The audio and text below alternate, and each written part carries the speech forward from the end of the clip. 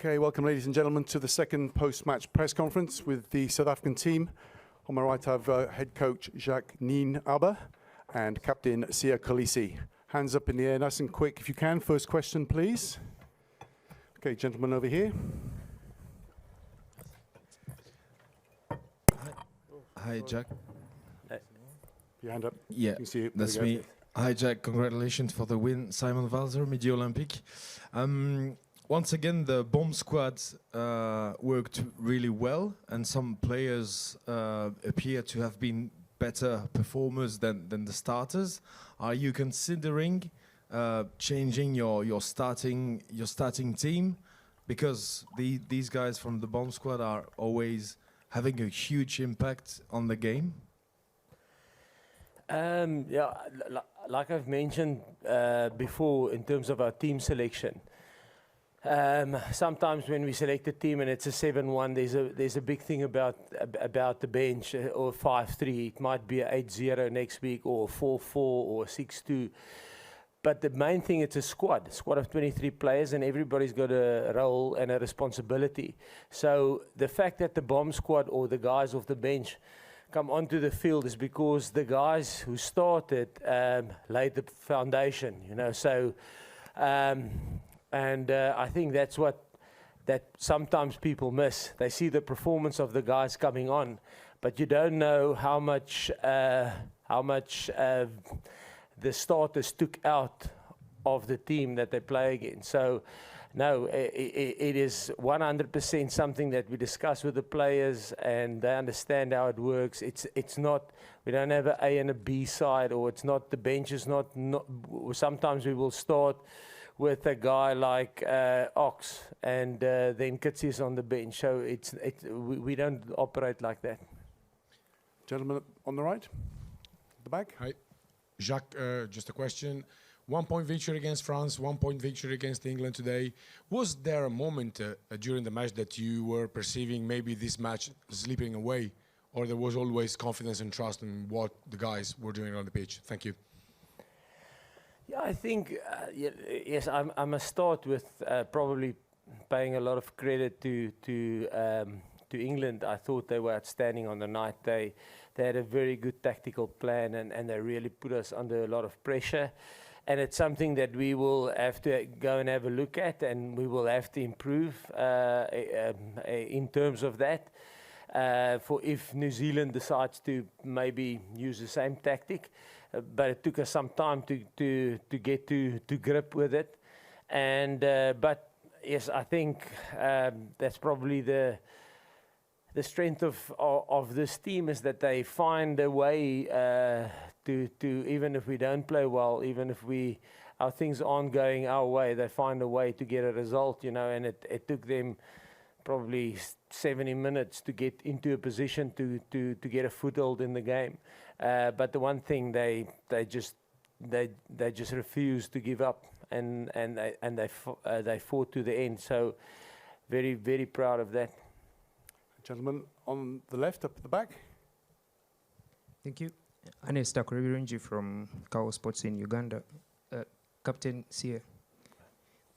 From the start of the tournament, there's been messages from the Rugby Africa president to the Boks.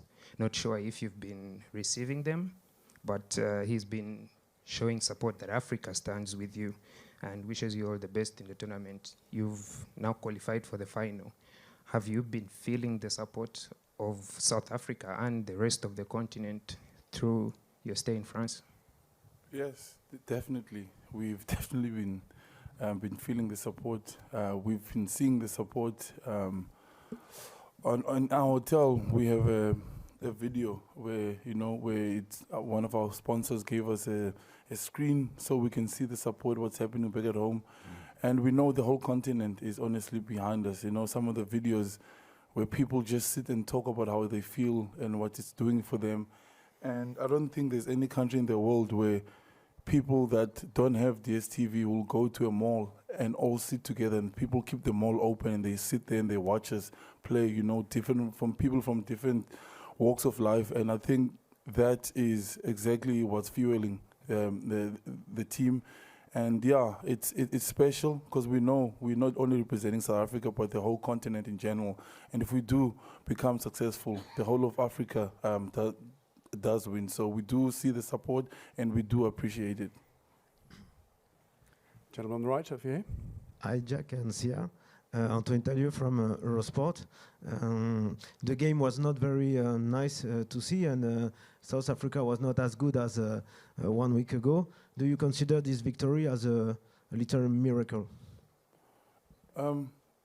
Like, England is a world-class team. England is completely different to what they were a year ago. And they had an amazing game plan today, which we took long to get to adapt to. And these things happen, you know. The thing that I take out of this game is the fact that we're able to dig deep and fight to get that victory. And we're so grateful that we can be in a position to defend the cup again. I know a lot of teams wouldn't be able to get out of that and get a win like that. So doesn't matter how ugly it is or how ugly it is to watch the game. If we get a victory, there's not going to say that it was an ugly victory. It's going to say South Africa won, and that's all we take for next week. That's all we needed. Okay, the gentleman at the back. That's right. Congratulations, Jacques and Sia. Sia, can I just ask you about Jacques and ahead of his last week with the Springboks before he moves to Ireland? What has he brought to the party? We saw the emotion that he had at the end of the game. As a coach, what has he brought to you and this group? It's a tough one. You know each other from when he was 19. I was 18 years old. I was contracted with the Cheetahs, and then I got out. I was able to go to Western Province, and that's when I met Jacques. When I go to the institute, when I was 18 years old, turning 19, and him and Coach Rassi used to come to the institute. The institute is like. It's an academy, the Western Province Academy. That's where our foundation is a group. Eben was there, Frans Malebe. There's a lot of other guys who play professional that are there. So when Jacques and them came, it was normally the full contact day. We call it copper stamp.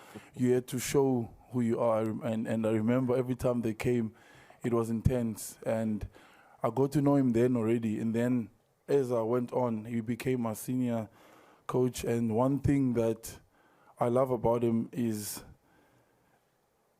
he goes far deeper than what's happening on the field. He got to know me, he got to know my family, he got to know my reasons why I do what I do. When he speaks to us as a team, him and Coach Rassi,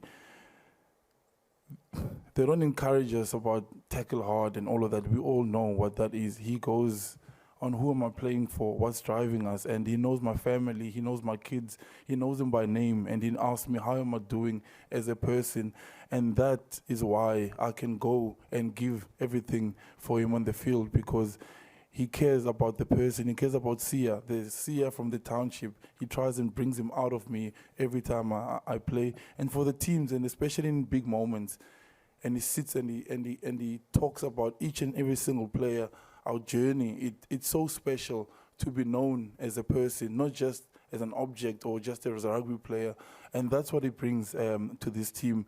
And the fact that he allows families to be around, how much he loves it to see our kids running around. I know some teams are not allowed to have families, but that kind of family environment, that's what he creates for us as this team. And I've enjoyed every single year that I've worked with him, and the tough times too, when he comes and calls me out, why didn't you work there? He's always honest, and it's always, I can't explain how much I've enjoyed. And it was tough when he went away for 2 years, but when he came back again, it's like we clicked. We didn't have to get to learn each other, him and Coach Rassi. They just came in and they changed things, you know, because they love the country. But I know wherever he goes, they're going to be lucky to have him, because the amount of work he puts in, the detail he gets into, it makes life so much easier for me. All I have to do, just watch a screen and see the opportunities that are there. So, yeah, he's a special coach, and he's a special human being, most of all, an amazing father and a great husband. So, yeah, we'll miss him, and I'll be always forever be thankful, because I remember when I first met him, I couldn't tackle. After that year, we're playing copper stamp every day, I had to learn how to tackle. Okay, gentleman at the front. I'm not sure how you follow up that answer, but what was going through your head when Andre Pollard was lining up that penalty with 2 minutes to go? Question for whoever. I had no doubt at all. I had no doubt at all. He's done it for us before, and it always goes like we're grateful for the bench, man. Actually for the whole squad, like a guy like Marvin, you know, and the guys that don't make the team, Marco. You know, it's difficult. Most players drop their heads. In this team, we remind each other. At the end of the day, when we are successful, they're gonna say South Africa won, not the 23 that played.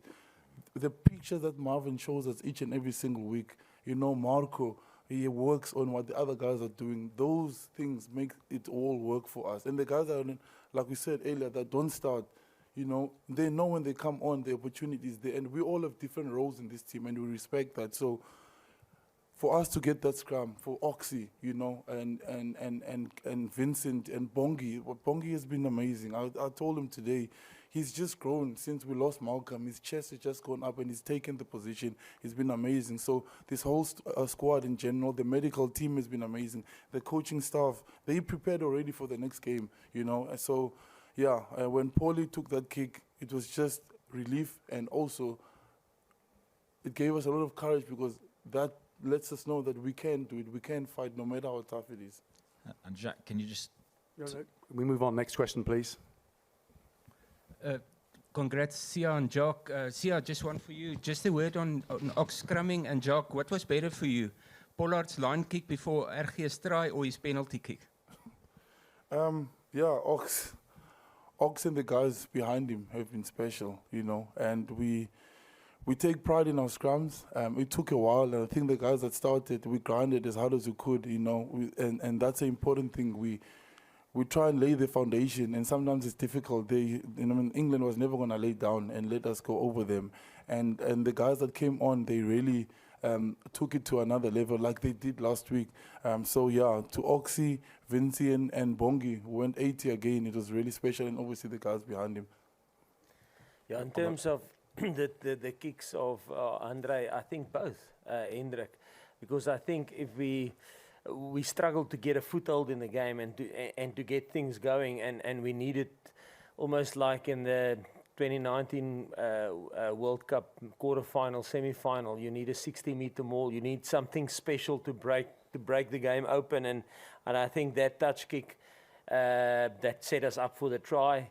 It's the only try that could score tonight. So in this weather and these conditions, I mean, to score a try against England that's got an unbelievable defence, and that this is their first loss in this tournament, you know. So that was special, and then obviously big pressure on nailing that last kick for the win. Okay, Both. Hi, Jacques. On the left up here. Hi, Jacques. Your decision to remove your number 10 after 31 minutes, it was described as brave and brutal. But can you talk through the thinking there? Was it pre-planned? Was it game state? And if so, why? And how the player took it, how Mani kind of reacted to that? Yeah, I think like Sia said, that's the beauty of this group. We're open and honest. And because we have the right players, the players accept it. Sometimes things aren't going your way. You know, we've done it with, I can say numerous. We've done it with Bongi in 2018, where we took him off after 30 minutes. He was just, for that specific day, he was just not on fire, you know. But he started the next week again. The same with a guy like Willie.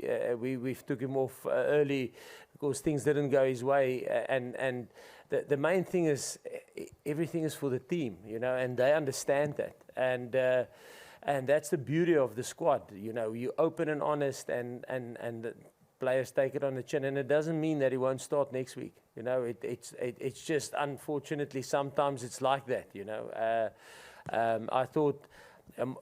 I mean, everybody, we didn't miss a kick at goal tonight. Every single opportunity we got, we utilised. And both him and Andre, you know, the kick that he also kicked in the beginning was a tough one. But it's just, listen, that's how it is. It's for South Africa. It's not for the individual. It's not for the ego. It's for South Africa. And in South Africa we get messages. Tracy, Volmink, and the school kids, and we see every single message they send to us, and it's for them. So we can't put our egos in front of that. South Africa is more important. The Springboks are more important than anything else. Okay, got time for one last question here on the front. Jacques, Jan de Koning. Is a team doctor got some extra hot tablets around? I think there might be a short supply in Paris tonight. Sorry? Is a team doctor got some extra hot tablets? They might be in short supply in Paris tonight. No, listen, definitely. No, it was tight. And again, credit to England. I mean, they were outstanding on the night in terms of what they did. And we had to dig deep. Could have gone either way. Okay, thank you, Jacques. Thank you, Sia. Thank you, ladies and gentlemen. The mix zone will open very quickly. Thank you. Thank you.